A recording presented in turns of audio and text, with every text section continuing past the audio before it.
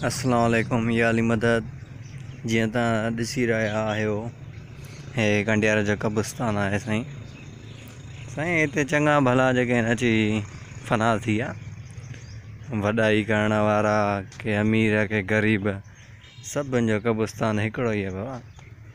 तव्हां हरू भरू पे था वॾाई कयो, भाउ भाउ सां सड़े पिया, पर हे कब्रिस्तान ही आहे जेको तव्हांजी आख़िरी ज़िंदगीअ जो इम्तिहान हिते ही थींदो।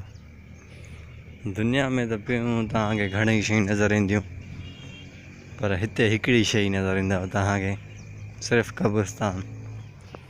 आख़िरत हिते ही तव्हांजी ख़तमु थियणी आहे। पंहिंजो ईमान न विञायो हरू भरू तोरे पैसनि जे चकर में, छो त हे दुनिया माखी आहे। जंहिं हिनखे चखियो सम्झ त मज़ो अची वेंदो, पर आख़िरत हिन खां वधीक तमामु बहितरीनु आहे। तव्हां दुनिया जी नज़र में अची धोखा खाओ, तव्हां बेईमानी करे पैसा कमायो, मथे हली हिननि जो हिसाबु ॾिनो, पर कब्रिस्तान ॾिसो बि था।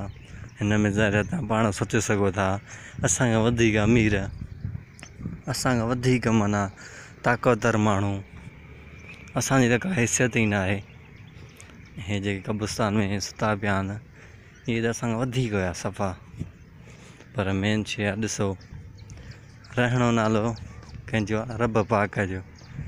हे हिते कई आया विया, कई विया, सालनि खां हिते क़ब्रूं ॾिसंदा पिया था अचूं।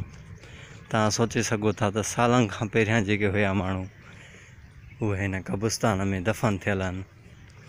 सालनि खां अॻु त छा हुया माण्हू, मखण हुया, खीर हुया, त उहे त असांखां वधीक ताक़तवर हूंदा न साईं। तव्हां सोचे सघो था न साईं, असांखां वधीक उहे ताक़तवर हूंदा न।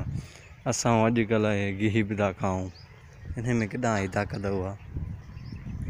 चङा भला साईं दफ़न थी विया, महिरबानी करे वॾाई खे छॾियो, निमाज़ विमाज़ पढ़ो, अलाह खां दुआऊं घुरो।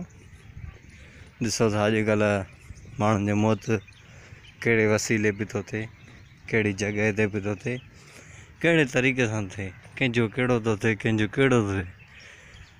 अलाह खां दुआ घुरो त बसि माना तव्हांजो जेको मिसाल मौत थिए कंहिं सुठी जॻह ते थिए, ऐं तव्हांखे माना सफ़ा ईअं कंहिं सुठी जॻह ते नसीब अता फ़रमाए। ॾिसो त अॼुकल्ह के माण्हू त अहिड़ा बि ॾिठा हूंदा जेके मस्जिद में अलाह खां उते ई दुआऊं था घुरनि, उते ई माना हलिया था वञनि अलाह ॾे। इन खां वधीक अञा छा हुजे। हा, अलाह साईं करिश्मो पंहिंजो हिते ई थो ॾेखारे।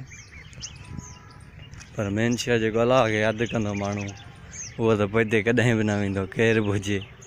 अलाह जा नवां नवां नाला आहिनि, उन में हर हिक में पंहिंजी ताक़त आहे, हर हिक में पंहिंजी कुदरत आहे।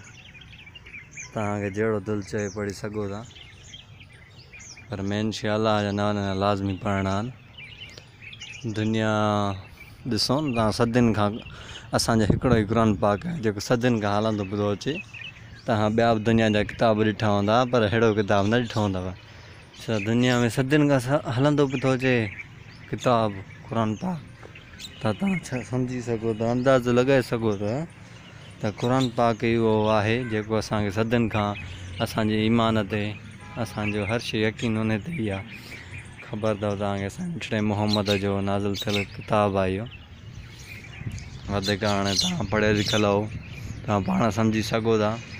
हे अथव कब्रिस्तान। बसि हाणे कब्रिस्तान खे तव्हां हर रोज़ु जेको आहे न सुबुह जो वेंदा कयो, तव्हां कब्रिस्तान खे ॾिसंदव न, तव्हांजी ऑटोमेटिक दिलि मतिलबु थी ईंदी त बाबा असांखे वॾाई न आहे करणी। छो त हे ॾिसींदव मिटीअ में मिटी दफ़न थी आहे, हिननि ई कुझु न करे सघियो, कुझु खणी बि न विया, हेॾो बंगला ठाहिनि, गाॾियूं ठाहिनि, कुझु ई न करे सघिया। तव्हां छा करे सघंदव? सोचण जी ॻाल्हि आहे, नंढड़ी सफ़ा ईअं क़ब्र में त कुझु बि न आहे खणी वञणु इंसान खे। ठीकु आहे, महिरबानी। यूट्यूब चैनल खे सब्सक्राइब कंदा, महिरबानी।